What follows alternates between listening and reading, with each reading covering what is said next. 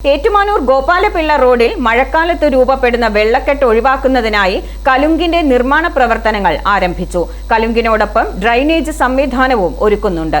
ആധുനിക നിലവാരത്തിൽ നിർമ്മാണം പൂർത്തീകരിച്ച MC റോഡിനെയും നീണ്ടൂർ റോഡിനെയും തമ്മിൽ ബന്ധിപ്പിക്കുന്ന GP റോഡിൽ മഴക്കാലത്ത് വെള്ളക്കെട്ട് രൂപപ്പെടുന്ന സ്ഥിതിയായിരുന്നു. മഴക്കാലത്ത് റോഡിലും പരിസരത്തുമുള്ള വീടുകളിലേക്കും വെള്ളം കയറുകയായിരുന്നു. മഴക്കാലത്തെ രൂക്ഷമായ വെള്ളക്കെട്ട് ഒഴിവാക്കുന്നതിന് പൊതുമരാമത്ത് വകുപ്പ് റോഡ് വിഭാഗത്തിന്റെ നേതൃത്വത്തിലാണ് കലുങ്ക് നിർമ്മാണം നടക്കുന്നത്. ഇതുമൂലം ഇതുവഴിയുള്ള വാഹന ഗതാഗതം താൽക്കാലികമായി നിർത്തിവച്ചിരിക്കുകയാണ്.